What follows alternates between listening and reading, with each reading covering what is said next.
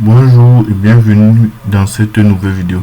Dans cette nouvelle vidéo, nous allons essayer de commander un pendule vertical qui a son extrémité dans une roue qui est en rotation. Dans les équations θ sont données par ceci. On a x1 qui est l'angle que fait le pendule avec la verticale, x2 qui est sa vitesse de rotation et x3 qui est la vitesse de rotation donc de la roue.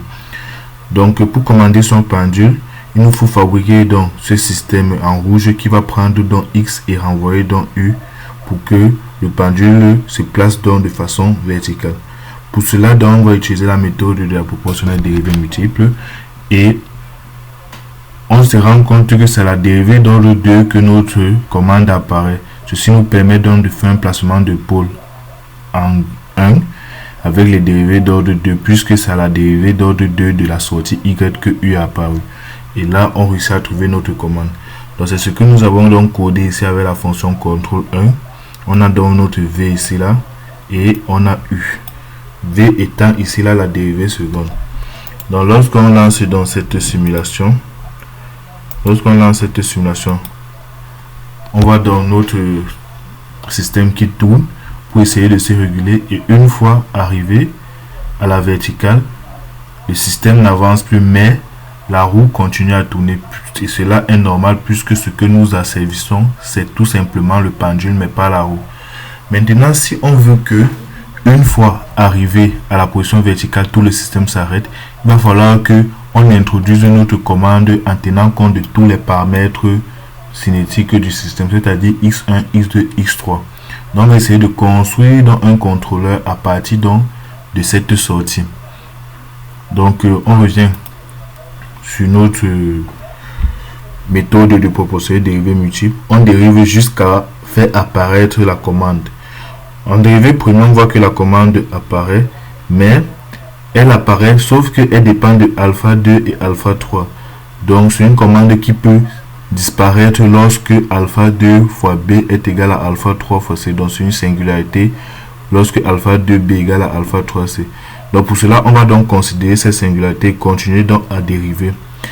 Si ceci est vérifié, donc si nous sommes sur cette singularité, on continue à dériver, on trouve que on a donc cette expression.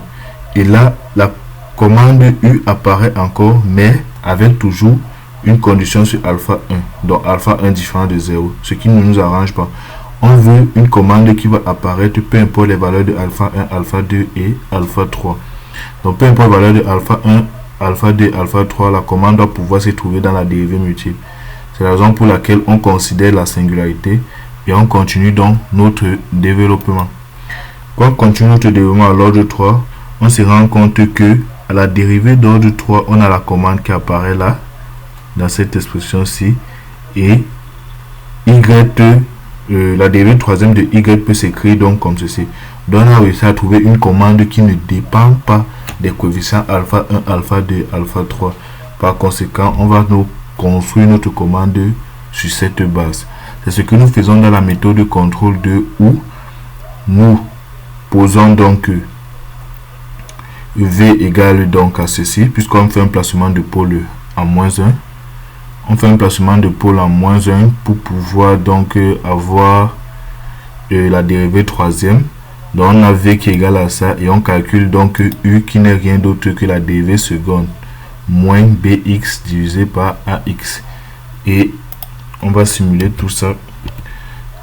Lorsqu'on lance dans notre simulation, on voit le système qui avance et le système cherche à retrouver l'équilibre. Le système cherche à retrouver l'équilibre, la position verticale. Et une fois la position verticale, on a notre système qui reste fixe et ne bouge plus. Ce qui nous satisfait dans la consigne qu'on a donnée. Merci pour cette vidéo et à bientôt pour une nouvelle.